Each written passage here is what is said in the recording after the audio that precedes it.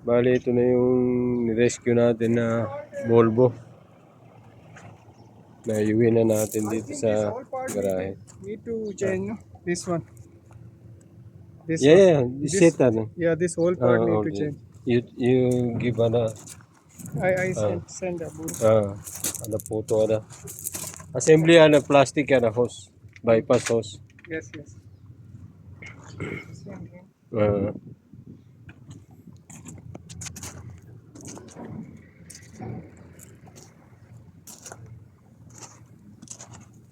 bali, ito muna ang papalitan natin dito sa air dryer.